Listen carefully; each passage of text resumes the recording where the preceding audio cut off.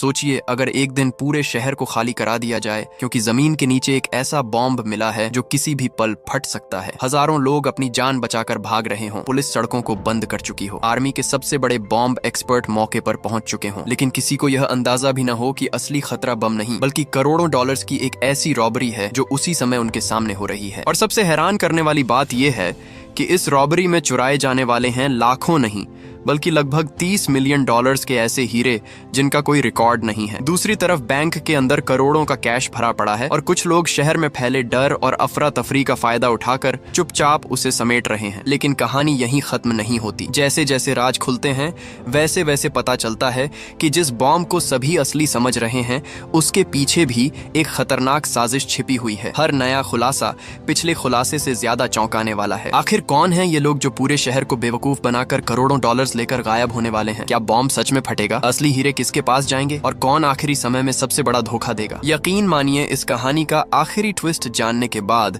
आप कुछ सेकंड तक स्क्रीन से नजर नहीं हटा पाएंगे। कहानी की शुरुआत में कुछ मजदूर एक कंस्ट्रक्शन साइट पर खुदाई का काम कर रहे होते हैं। तभी अचानक उनकी मशीन जमीन के नीचे दबे हुए एक बहुत बड़े बॉम्ब से टकरा जाती है। ये देखकर सभी लोग घबरा जाते हैं। सबसे डराने वाली बात ये थी कि ये बम किसी भी समय फट सकता था और उसके धमाके से आसपास का पूरा इलाका तबाह हो सकता था। इंसिडेंट साइट से ली गई तस्वीरें तुरंत आर्मी के बॉम्ब डिफ्यूजल करने वाले एक्सपर्ट ट्रांटर को भेजी जाती हैं। जैसे ही ट्रांटर उन तस्वीरों को देखते हैं वह हालात की गंभीरता समझ जाता है। बिना समय गंवाए वह अपने साथियों को आदेश देते हैं कि 800 मीटर के दायरे में सुरक्षा घेरा बनाया जाए और साथ ही आसपास रहने वाले सभी लोगों को तुरंत वहां से निकाला जाए। अलग अलग डिपार्टमेंट्स के अच्छे तालमेल की वजह से पूरा इलाका बहुत जल्दी बंद कर दिया जाता है। पुलिस सड़कों पर तैनात हो जाती है और लोगों को सुरक्षित स्थानों पर भेजा जाने लगता है। कुछ ही समय में पूरा क्षेत्र लगभग खाली हो जाता है। लेकिन इसी बीच एक अपार्टमेंट की एक खास जगह पर कुछ ऐसा हो रहा होता है जो बाकी हालात से बिल्कुल अलग था। उस कमरे की खिड़कियां और दरवाजे पूरी तरह बंद थे। पर्दे भी कसकर लगाए गए थे ताकि अंदर क्या चल रहा है ये किसी को दिखाई ना दे सके। कमरे के अंदर मौजूद कुछ ताकतवर आदमी आर्मी के ऑर्डर्स को पूरी तरह नजरअंदाज कर रहे होते हैं, जबकि बाकी सभी लोग अपनी जान बचाने के लिए वहां से जा रहे होते हैं। लेकिन ये लोग अपनी जगह छोड़ने के लिए बिल्कुल तैयार नहीं दिखाई देते। ऐसा लगता है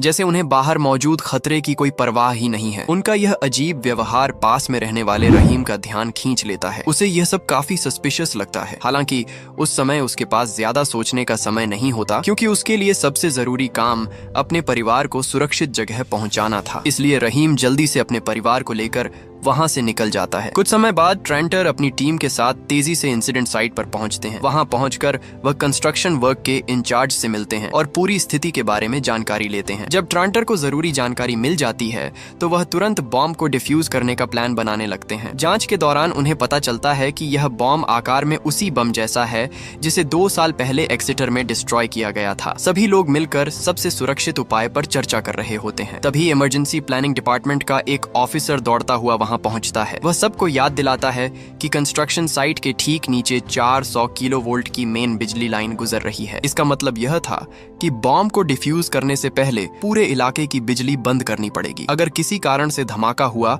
और बिजली की लाइनें नष्ट हो गईं, तो उसके बाद कई दूसरी दुर्घटनाएं भी हो सकती थीं, जिनसे भारी नुकसान होने के चांस थे। इसके बाद रोबोट ऑपरेटर सावधानी से बॉम्ब डीएक्टिवेटेड करने वाले रोबोट को आगे बढ़ाता है। कैमरे से आने वाली तस्वीरों को देखकर ट्रांटर नोटिस करते हैं कि बॉम्ब का मेन हिस्सा जमीन के काफी अंदर दबा हुआ है। इसके अलावा उसके आसपास का पूरा एरिया गंदे पानी से भरा हुआ था। स्थिति को देखते हुए ट्रांटर समझ जाते हैं कि बॉम्ब तक सुरक्षित तरीके से पहुंचने से पहले सारा जमा हुआ पानी निकालना जरूरी है। इसलिए उनके आदेश पर सैनिक बहुत सावधानी से एक सक्शन पाइप उस पानी में नीचे उतारते हैं ताकि वहां जमा पानी को बाहर निकाला जा सके। पानी निकालने का काम पूरा होने के बाद बॉम्ब को डिफ्यूज करने का काम शुरू हो जाता है। इसी समय पूरे इलाके की बिजली भी बंद कर दी जाती है। आसपास की सभी सड़कें खाली करा दी जाती हैं और हर चौराहे पर पुलिस तैनात कर दी जाती है ताकि कोई भी व्यक्ति या वाहन रिस्ट्रिक्टेड एरिया में एंटर ना कर सके। लेकिन दूसरी तरफ वही 4 आदमी जिनका व्यवहार पहले से ही सस्पिशियस था अब अपने प्लान पर काम शुरू कर देते हैं। वे सभी सुरक्षा वाले कपड़े पहनते हैं और तेजी से अपार्टमेंट की बेसमेंट की तरफ उतर जाते हैं। वहाँ उन्होंने पहले से ही अपने काम के लिए जरूरी सभी इक्विपमेंट छिपा कर रखे हुए थे। इस बेसमेंट की एक दीवार के ठीक दूसरी तरफ बैंक का वॉल्ट मौजूद था। अब उनकी असली योजना साफ हो चुकी थी। वे बॉम्ब की वजह से बने इस हंगामे का फायदा उठाकर बैंक का सारा पैसा लूटना चाहते थे। इसीलिए समय बर्बाद किए बिना वे अपने काम में लग जाते हैं। चारों लोग अपने अपने काम बहुत साफ तरीके से बांट लेते हैं। उनमें से एक आदमी बाहर सड़क पर जाकर निगरानी रखने वाला कैमरा भी लगा देता है। इसके बाद वह एक जनरेटर चालू करता है, जिसे पहले से ही एक डस्टबिन के अंदर छिपाकर रखा गया था। ये जनरेटर उनके सभी डिवाइसेस को लगातार बिजली देने वाला था। जैसे ही जनरेटर चालू होता है, बाकी 3 लोग एंगल ग्राइंडर निकालकर दीवार काटना शुरू कर देते हैं। कुछ देर बाद वे बड़े हथौड़ों का इस्तेमाल करने लगते हैं। वे पूरी ताकत से लगातार दीवार पर वार करते हैं। केवल कुछ ही मिनटों में वे बाहरी ईंटों की दीवार को तोड़ने में सफल हो जाते हैं। इस समय तक पुलिस को उनके बारे में कोई जानकारी नहीं होती। दिलचस्प बात यह थी कि बैंक का अलार्म सिस्टम लगातार बज रहा था। बैंक के एक कर्मचारी ने सुझाव भी दिया कि इसकी जांच की जानी चाहिए, लेकिन इलाके की घेराबंदी में लगे पुलिस अधिकारी ने इस चेतावनी को ज्यादा इंपॉर्टेंस नहीं दी और उसे नजरअंदाज कर दिया। उधर चोरों ने बाहरी दीवार हटाने के बाद उसके पीछे मौजूद मजबूत कंक्रीट की परत तक पहुंच बना ली थी। अब वे एक और ड्रिल मशीन लेकर आते हैं ताकि अगले फेज का काम शुरू किया जा सके, लेकिन यह काम बहुत पेशेंस मांगने वाला था। ड्रिलिंग के दौरान काफी तेज आवाज निकलती थी और यही आवाज उन्हें पुलिस के सामने बेनकाब कर सकती थी। इसलिए गैंग का एक सदस्य कोरालेस बाहर निगरानी के लिए तैनात किया जाता है। उसका काम था पुलिस की हर हरकत पर नजर रखना। जैसे ही कोई पुलिस की गाड़ी वहां से गुजरती दिखाई देती, वह तुरंत अपने साथियों को मशीन बंद करने का संकेत देता। इसी दौरान कंस्ट्रक्शन साइट पर भी काम आगे बढ़ चुका था। सारा गंदा पानी निकाल दिया गया था और ट्रांटर अपने साथियों के साथ स्पेशल इक्विपमेंट लेकर दोबारा बॉम्ब के पास पहुंचते हैं। वह सावधानी से मिट्टी हटाते हैं और तभी उन्हें बम के ऊपर लगा एक प्रेशर डेटोनेटर दिखाई देता है। ट्रांटर बहुत ध्यान से उसकी जांच करते हैं। जांच के दौरान उन्हें पता चलता है कि एक प्रेशर डेटोनेटर अभी भी सही हालत में मौजूद है और पूरी तरह खराब नहीं हुआ है। लेकिन इससे भी ज्यादा चिंता की बात कुछ और थी। जांच को आगे बढ़ाने पर ट्रांटर को पता चलता है कि बॉम्ब में केवल प्रेशर डेटोनेटर ही नहीं लगा हुआ था, उसके अंदर एक टाइमर डेटोनेटर भी छिपा हुआ था। ये खोज सभी के लिए बेहद चिंता की बात थी। स्थिति की गंभीरता समझने के लिए ट्रांटर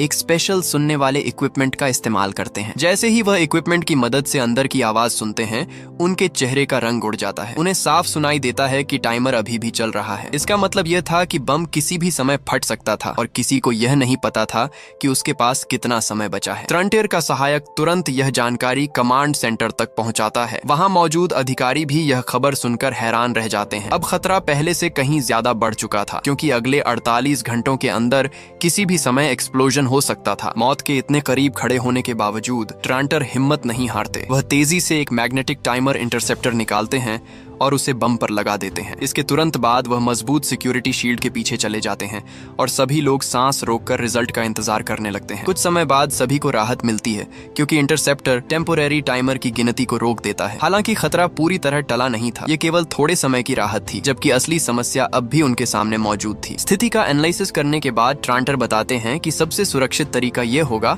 कि पहले बम के आसपास एक मजबूत एक्सप्लोजन प्रूफ दीवार बनाई जाए और उसके बाद कंट्रोल्ड एक्सप्लोजन किया जाए। लेकिन पूरी प्रक्रिया में कम से कम 5 घंटे लगने वाले थे। दूसरी तरफ बैंक तक पहुंचने की कोशिश कर रहे चोर भी लगातार आगे बढ़ रहे थे। वे कंक्रीट की परत को सक्सेसफुली पार कर चुके थे और अब अंतिम स्टील की परत को काटने के लिए वेल्डिंग मशीन का इस्तेमाल कर रहे थे। दोनों तरफ के लोग समय के खिलाफ दौड़ रहे थे। एक तरफ ट्रांटर और उनकी टीम शहर को बचाने की कोशिश कर रही थी, जबकि दूसरी तरफ चोर हर मिनट का फायदा उठाकर बैंक तक पहुंचने में लगे हुए थे। दोनों जगह हर सेकंड की कीमत बहुत ज्यादा थी। इसी दौरान बॉम्ब डिफ्यूज करने वाली टीम में एक नया आया मेंबर एक अजीब बात नोटिस करता है। वह देखता है कि बॉम्ब की सरफेस पर एक हिस्सा बाकी जगहों की तुलना में बहुत ज्यादा चमकदार दिखाई दे रहा है। आसपास के पूरे हिस्से पर जंग लगी हुई थी, लेकिन वह छोटा सा हिस्सा बिल्कुल अलग नजर आ रहा था। उसे देखकर ऐसा नहीं लगता था कि यह बम काफी समय से जमीन के नीचे दबा हुआ है, इसलिए वह अपनी यह बात ट्रांटर को बताता है। लेकिन ट्रांटर को लगता है कि कंस्ट्रक्शन वर्क के दौरान किसी मशीन ने गलती से उस हिस्से को रगड़ दिया होगा, इसी वजह से वह चमकदार दिखाई दे रहा है। इसलिए वह इस बात पर ज्यादा ध्यान नहीं देते और अपने काम में लगे रहते हैं। उधर बैंक में घुसने वाले लोग आखिरकार स्टील की दीवार भी तोड़ने में सफल पागल हो जाते हैं। जैसे ही वे वॉल्ट के अंदर पहुंचते हैं, सबसे पहले कैमरों पर धुंध जैसा स्प्रे करते हैं ताकि उनकी वीडियो रिकॉर्ड ना हो सके। इसके बाद वे अंदर रोशनी की अरेंजमेंट करते हैं और रॉबरी की तैयारी शुरू कर देते हैं। वैसे दोस्तों, अगर आपको भी ऐसी होश उड़ा देने वाली फिल्में पसंद आती हैं जहां हर मिनट कहानी नया मोड़ लेती है, तो वीडियो को लाइक जरूर कर देना और कमेंट में बताइए कि आपको अभी तक सबसे ज्यादा चौंकाने वाला पल कौन सा लगा है। साथ ही चैनल को सब्सक्राइब कर लीजिए क्योंकि आगे कहानी और भी खतरनाक होने वाली है। वॉल्ट के अंदर उन्हें काफी सोना भी मिलता है, लेकिन सोना बहुत भारी था और उसे लेकर भागना आसान नहीं था, इसलिए वे मजबूरी में उसे वहीं छोड़ देते हैं और नकद पैसों और छोटे कीमती गहनों पर फोकस करते हैं। दूसरी तरफ बॉम्ब डिफ्यूज करने वाली टीम का नया सदस्य अभी भी संतुष्ट नहीं था। उसे लगातार लग रहा था कि बॉम्ब में कुछ न कुछ गड़बड़ जरूर है, इसलिए वह एक बार फिर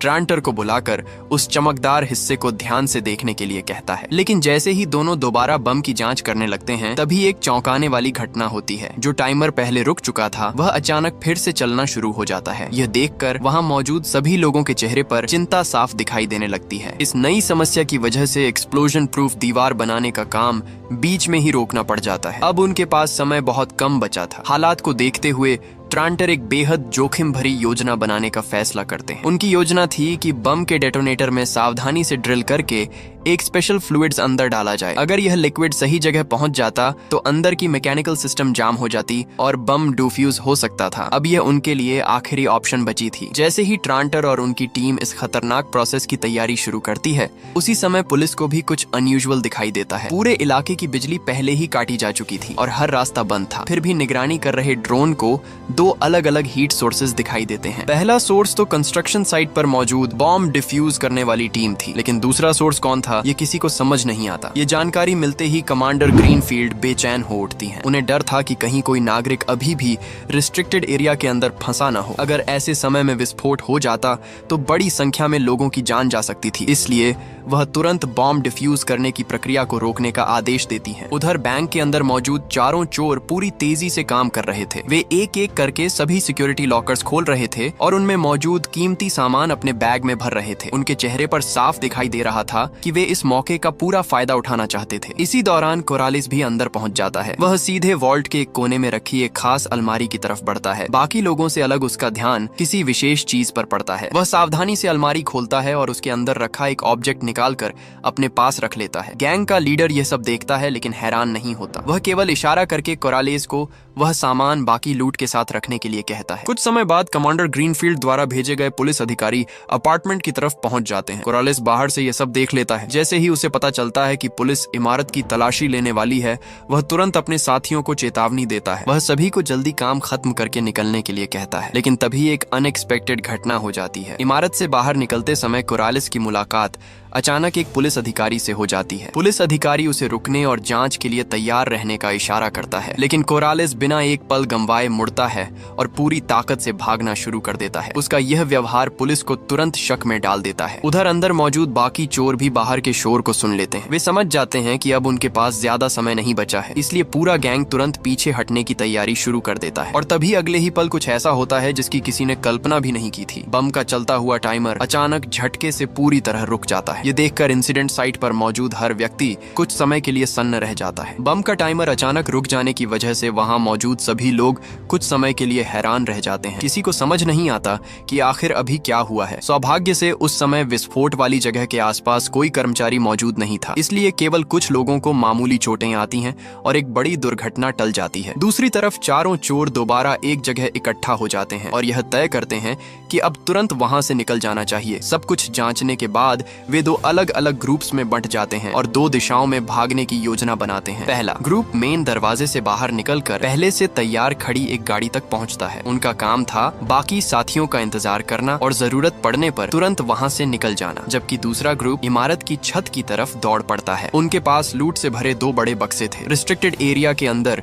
इतनी बड़ी मात्रा में सामान लेकर घूमना बहुत जोखिम भरा था। अगर वे पुलिस के हाथ लग जाते तो उनकी सारी मेहनत बेकार हो जाती, इसलिए उन्होंने पहले से एक अलग योजना तैयार कर रखी थी। कुछ ही देर में दो ड्रोन एक के बाद एक उड़ान भरते हैं। दोनों ड्रोन उन बक्सों को लेकर रिस्ट्रिक्टेड एरिया से बाहर निकल जाते हैं। आखिरकार वे सामान को एक मिडलैम तक पहुंचा देते हैं जो आगे की अरेंजमेंट करने वाला था। इधर बाकी दो चोर पहले से तय किए गए एक नकली कंस्ट्रक्शन साइट तक पहुंचते हैं। वहां से वे नीचे सीवर में उतर जाते हैं और उसी रास्ते से भागने लगते हैं, लेकिन इसी दौरान कमांडर ग्रीनफील्ड को कुछ गड़बड़ी का एहसास हो जाता है। पुलिस तुरंत पीछा शुरू करती है। हालांकि दोनों चोर सामान सौंपने के बाद पुलिस को काफी दूर तक घुमाते रहते हैं। फिर मौका मिलते ही वे दोबारा अंडरग्राउंड पाइप्स के अंदर घुस जाते हैं। इलाके की पूरी जानकारी होने की वजह से वे पुलिस को चकमा देने में सफल हो जाते हैं। पीछा करने वाले अधिकारी उन्हें पकड़ नहीं पाते और आखिरकार दोनों चोर सुरक्षित रूप से अपने साथियों की गाड़ी तक पहुंच जाते हैं। गाड़ी में बैठने के बाद वे पहले ड्रोन के जरिए भेजे गए लूट के सामान को भी वापस हासिल कर लेते हैं। अब तक उनकी पूरी योजना लगभग सफल दिखाई दे रही थी। उधर विस्फोट की घटना के बाद भी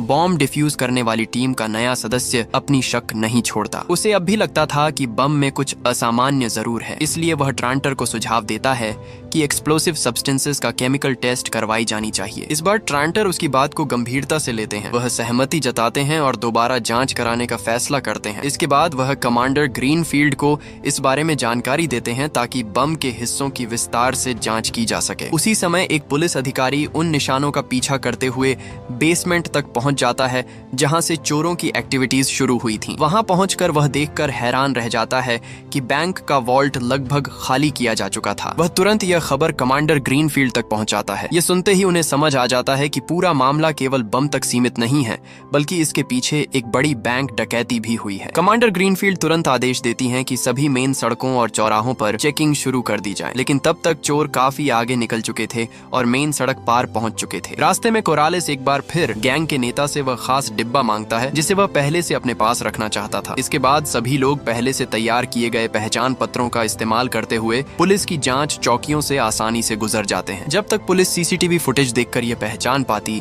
कि यह लोग वाटर डिपार्टमेंट के कर्मचारियों का भेष बनाकर घूम रहे थे, तब तक वे काफी दूर निकल चुके होते हैं। वे एक पुल के नीचे रुकते हैं और तेजी से अपनी गाड़ी की नंबर प्लेट बदल देते हैं। इसके बाद वे गाड़ी पर बने वाटर डिपार्टमेंट के निशान को भी पानी से साफ कर देते हैं। सारी पहचान मिटाने के बाद वे तेज रफ्तार से हाईवे की तरफ निकल जाते हैं और पुलिस की पहुंच से पूरी तरह बाहर हो जाते हैं। दूसरी तरफ रॉबरी वाली जगह की शुरुआती जांच पूरी होने के बाद कमांडर ग्रीनफील्ड अपने अधिकारियों को आदेश देती हैं कि अपार्टमेंट में रहने वाले सभी लोगों की जानकारी निकाली जाए। खास तौर पर वह रहीम और उसके परिवार के बारे में पूरी जानकारी मंगवाती हैं। उसी समय रहीम और उसका परिवार पुलिस से बात करने की कोशिश कर रहे होते हैं। वे बताते हैं कि अगली सुबह उनकी एक फ्लाइट है और उन्हें अपना सामान लेने के लिए अपार्टमेंट के अंदर जाना जरूरी है। अब जबकि विस्फोट का खतरा खत्म हो चुका है, इसलिए वे अंदर जाने की अनुमति मांगते हैं। जब पुलिस अधिकारी को पता चलता है कि रहीम उसी इमारत के एक फ्लैट में रहता है, तो वह तुरंत उन्हें अपने साथ चलने के लिए कहता है। दूसरी तरफ कहानी फिर से ट्रांटर की ओर मुड़ती है। यह पूरी घटना अब सीनियर ऑफिशियल्स तक पहुंच चुकी थी। सभी जानकारी मिलने के बाद एक वरिष्ठ अधिकारी ट्रांटर से सवाल करता है कि जब पहली बार बॉम्ब में शक वाली बात सामने आई थी, तब उन्होंने तुरंत कमांड सेंटर को इसकी सूचना क्यों नहीं दी। ट्रांटर जवाब देते हैं कि यह शक सबसे पहले उनके द्वारा नहीं, बल्कि टीम के एक नए सदस्य द्वारा जताया गया था। इसके अलावा उस समय उनका पूरा ध्यान बम को डिफ्यूज करने पर लगा हुआ था, इसलिए उन्होंने उस बात को तुरंत आगे नहीं बढ़ाया। काफी विचार करने के बाद सीनियर ऑफिसर्स फैसला लेते हैं कि इस छोटी सी गलती के लिए ट्रांटर के खिलाफ कोई कार्रवाई नहीं की जाएगी। मामला वहीं समाप्त कर दिया जाता है। उधर चोर शहर से दूर एक सुनसान इलाके में पहुंच चुके थे। उनका इरादा लूट का सामान आपस में बांटना और फिर अलग अलग होकर गायब हो जाना था ताकि पुलिस उन्हें पकड़ न सके। यहीं पर बाकी लोगों को पहली बार पता चलता है कि कोरालेस बैंक से आखिर क्या लेकर आया था। वह कोई साधारण चीज नहीं थी, बल्कि बिना कटे हुए बेहद कीमती नेचुरल डायमंड्स का एक बड़ा कलेक्शन था। कोरालेस सभी को बताता है कि इन हीरों की कीमत कम से कम $30 मिलियन है। सबसे बड़ी बात यह थी कि ये हीरे अभी तक कटे या तैयार नहीं किए गए थे। इसका मतलब था कि इन्हें बाद में आसानी से बेचा जा सकता था और इनका पता लगाना लगभग नामुमकिन हो जाता। इसके बाद कोरालेस बाहर जाकर एक फोन कॉल करता है। वह किसी ऐसे व्यक्ति से संपर्क कर रहा था जो इन हीरों को बेचने और सबूत मिटाने में मदद कर सके, लेकिन उसे नहीं पता था कि अगले ही पल सब कुछ बदलने वाला है। अचानक कुछ अजनबी लोग उस घर में घुस आते हैं। चोर उनका मुकाबला करने की पूरी कोशिश करते हैं, लेकिन वे संख्या और ताकत दोनों में कमजोर पड़ जाते हैं। कुछ ही मिनटों में सभी को काबू कर लिया जाता है और एक अंधेरे कमरे में बंद कर दिया जाता है। अब साफ हो जाता है कि यह पहले से रचा गया जाल था। किसी ने इन चोरों की जानकारी दूसरे गैंग तक पहुंचा दी थी। सबसे चौंकाने वाली बात यह थी कि जानकारी देने वाला कोई और नहीं बल्कि कोरालेस खुद था। असल में इस नए गैंग का लीडर वही व्यक्ति था जिससे कोराल्स ने पहले सीक्रेटली संपर्क किया था। दूसरी तरफ पुलिस जांच में यह भी सामने आता है कि बेसमेंट की चाबियों की जिम्मेदारी रहीम के पास थी। इसीलिए पुलिस रहीम और उसके पूरे परिवार को बयान दर्ज कराने के लिए जाती है। रहीम का परिवार माइग्रेंट था, उसके माता पिता इंग्लिश नहीं बोल पाते थे, इसीलिए पुलिस से बातचीत करने की जिम्मेदारी उसी पर थी। पूछताछ के दौरान रहीम बताता है कि कुछ दिन पहले 2 आदमी उसके घर आए थे। उन्होंने सुरक्षा वाले कपड़े पहने हुए थे और उनके पास ऑफिशियल डॉक्यूमेंट्स भी थे। उन लोगों ने कहा कि उन्हें बेसमेंट में कंस्ट्रक्शन वर्क का सामान रखना है, इसलिए चाबियां चाहिए। रहीम बताता है कि वह किसी गवर्नमेंट डिपार्टमेंट से विवाद नहीं चाहता था, इसलिए उसने बिना किसी शक के चाबियां उन्हें दे दी। लेकिन उसे बिल्कुल अंदाजा नहीं था कि इसके बाद इतनी बड़ी बैंक रॉबरी होने वाली है। पुलिस उसकी बात सुनने के बाद यह मान लेती है कि रहीम का इस मामले में सीधा हाथ नहीं है, इसलिए उसे वापस घर जाकर अपना सामान पैक करने की परमिशन दे दी जाती है। रहीम को वापस घर जाने की परमिशन तो मिल जाती है, लेकिन उस समय तक इलाके की बिजली अभी भी नहीं आई थी, लिफ्ट बंद थी, इसलिए पुलिस अधिकारियों को उसके परिवार के बुजुर्ग लोगों को सीढ़ियों से ऊपर पहुंचाने में मदद करनी पड़ती है। दूसरी तरफ कोरालिस की कहानी आगे बढ़ती है। शुरुआत में उसने नए गैंग के लीडर के साथ एक समझौता किया था। समझौते के अनुसार बाकी सारे गहने और नगद पैसे नए गिरोह को मिलने वाले थे, जबकि हीरे केवल कोरालिस के पास रहने वाले थे। लेकिन कोरालिस ने इंसानी लालच को कम आंका था। जैसे ही नए गैंग के लीडर को हीरों की असली कीमत का अंदाजा हुआ, उसने पहले एक हीरा मांग लिया। कोरालिस ने कुछ सोचकर तुरंत हामी भर दी। हालांकि अगले ही पल लीडर ने एक और हीरा मांग लिया। ये सुनकर कोरालिस को बुरा लगने लगा, लेकिन मामला यहीं नहीं रुका। कुछ देर बाद वह लीडर और ज्यादा लालची हो गया और आधे हीरे मांगने लगा। ये सुनते ही कोरालिस का गुस्सा फूट पड़ा। दोनों के बीच वहीं पर बहस शुरू हो गई। लेकिन तभी कुछ ऐसा हुआ जिसने सबको हैरान कर दिया। बहस के दौरान एक बेहद कीमती हीरा अचानक टूटकर बारीक पाउडर में बदल गया। ये देखकर कमरे में मौजूद सभी लोग सन्न रह गए, क्योंकि हीरा दुनिया के सबसे मजबूत पदार्थों में से एक माना जाता है। नए गैंग के लीडर को तुरंत शक हो गया। उसने समझ लिया कि कुछ बहुत बड़ी गड़बड़ है। उसकी नजर सीधे कोराल्स पर टिक गई। दूसरी तरफ कोराल्स भी घबरा गया और बाकी हीरों को एक एक करके जांचने लगा। लेकिन नतीजा और भी चौंकाने वाला था। सभी हीरे नकली निकले। यह देखते ही कोरालिस पूरी तरह बेकाबू हो गया और लगातार गुस्से में चिल्लाने लगा। हालांकि नया गैंग उसकी बातों पर विश्वास नहीं करता। उनका मानना था कि कोरालिस हीरों का एक्सपर्ट है। ऐसा कैसे हो सकता है कि उसने हीरे लेने के बाद उन्हें जांचा ही ना हो। उन्हें पूरा यकीन था कि असली हीरे पहले ही बदल दिए गए हैं और इस पूरी चाल के पीछे कोरालिस का हाथ है। इसीलिए गैंग का लीडर अपने आदमियों को आदेश देता है कि कोरालिस को पकड़कर मेज पर दबा दिया जाए। उसके बाद भी कोरालिस बार बार यही कहता रहता है कि उसे कुछ नहीं पता, लेकिन कोई उसकी बात मानने को तैयार नहीं था। यहाँ तक कि जब उसकी लेफ्ट रिस्ट तोड़ दी जाती है, तब भी वह असली हीरो का पता नहीं बताता। इसके बाद उसकी दूसरी रिस्ट को भी चोट पहुंचाई जाती है, लेकिन फिर भी कोरालिस कुछ नहीं बोलता। ये देखकर गैंग का लीडर और ज्यादा क्यूरियस हो जाता है। वह फैसला करता है कि कोरालिस को एक अलग जगह ले जाकर उससे सच्चाई निकलवाई जाएगी। इसलिए उसके आदमी कोरालिस को गाड़ी की डिक्की में डाल देते हैं और पूरा गैंग वहां से निकल पड़ता है। दूसरी तरफ बॉम्ब डिफ्यूज करने वाले एक्सपर्ट और ट्रांटर अपने साथियों के साथ एक सफल कैंपेन के बाद जश्न मना रहे होते हैं। वह अपने साथियों के साथ ड्रिंक करता है और फिर घर जाने के लिए निकल पड़ते हैं, लेकिन उनके चेहरे पर एक अजीब सी बेचैनी साफ दिखाई दे रही थी, जैसे उन्हें किसी बात की चिंता हो। कुछ ही समय बाद ट्रांटर को उनके सीनियर ऑफिसर का फोन आता है। फोन पर उन्हें बताया जाता है कि बम के आसपास से लिए गए मिट्टी के सैंपल्स की जांच पूरी हो चुकी है। रिपोर्ट सुनते ही ट्रांटर का चेहरा बदल जाता है, क्योंकि जांच में पता चलता है कि शहर के बीचों बीच मिला हुआ बम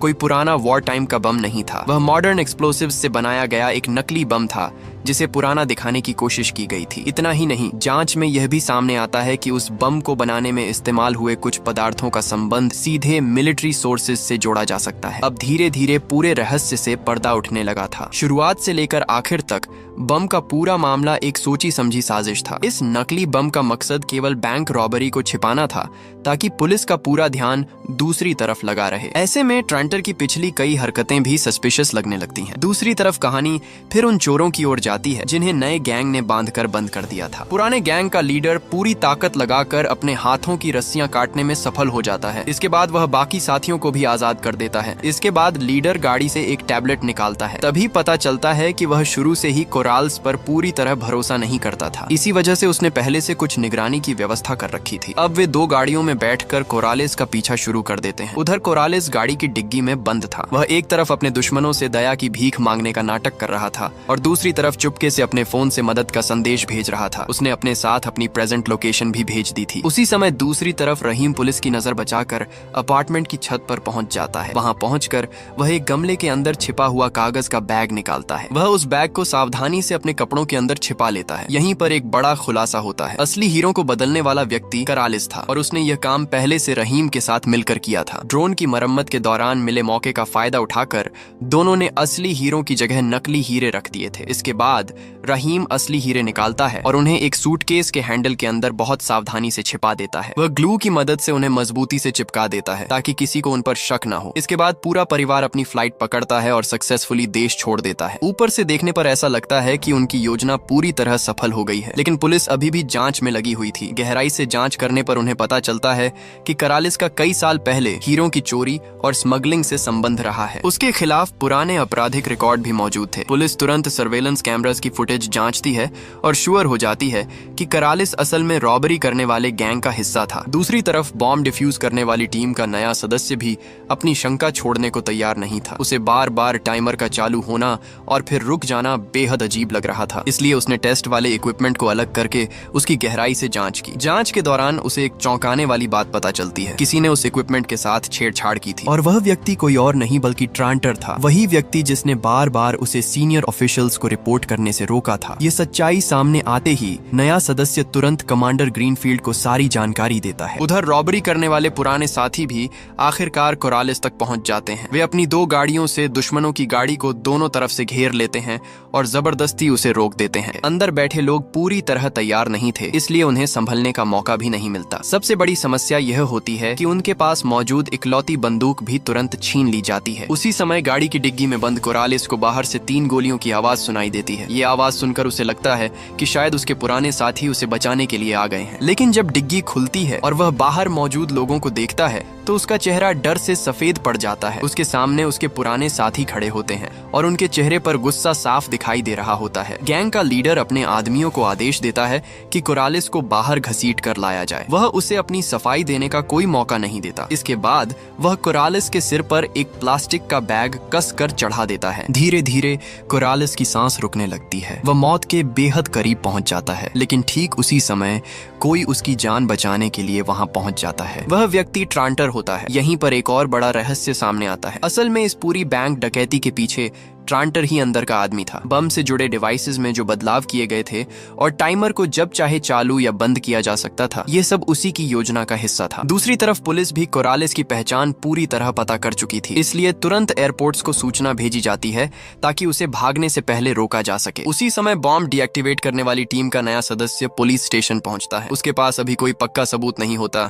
इसलिए वह केवल अपने डाउट्स अधिकारियों के सामने रखता है। लेकिन तभी उसकी नजर रहीम की तस्वीर पर पड़ती है। तस्वीर देखते ही वह उसे पहचान लेता है। रहीम पहले अफगानिस्तान में ट्रांटर के साथ ट्रांसलेटर के रूप में काम कर चुका था। इतना ही नहीं, ट्रांटर ही वह व्यक्ति था जिसने रहीम और उसके पूरे परिवार को इस देश में बसने में मदद की थी। यह जानकारी सामने आने के बाद पुलिस को समझ आने लगता है कि मामला कितना गहरा है। उधर कोरालिस और ट्रांटर अब अलग अलग रास्तों से भाग रहे होते हैं। कोरालिस पहले से बुक किए गए एक होटल में पहुंचता है। वहां वह अपने कपड़े बदलता है और फिर बिल्कुल सामान्य पैसेंजर की तरह एयरपोर्ट की तरफ बढ़ जाता है। हालांकि बहुत से लोग उसकी तलाश कर रहे होते हैं, लेकिन वह अपने तय किए गए गेट की तरफ नहीं जाता। इसके बजाय वह एक सुनसान काउंटर पर पहुंचता है और एक दूसरा पासपोर्ट दिखाकर सक्सेसफुली अपनी यात्रा का प्रोसेस पूरी कर लेता है। दूसरी तरफ ट्रांटर एक हवाई अड्डे पर पहुंच चुका होता है। वहां से वह एक निजी विमान में बैठता है और देश छोड़कर दूर निकल जाता है। जब पुलिस की टीम ट्रांटर के घर पहुंचती है तब तक वहां कोई नहीं होता। पूरा घर खाली पड़ा होता है। हालांकि वहां मिले कुछ इक्विपमेंट और एक नोटबुक ये साबित करने के लिए काफी थे कि नकली बम की पूरी योजना का असली मास्टरमाइंड ट्रांटर ही था। कुछ समय बाद ट्रांटर, कोरालिस और रहीम तीनों टर्की के एक रेस्टोरेंट में मिलते हैं। यहीं से उनके पास्ट की कहानी सामने आती है। ट्रांटर, कोरालिस और रहीम के बीच का रिश्ता आज का नहीं था। उनकी कहानी लगभग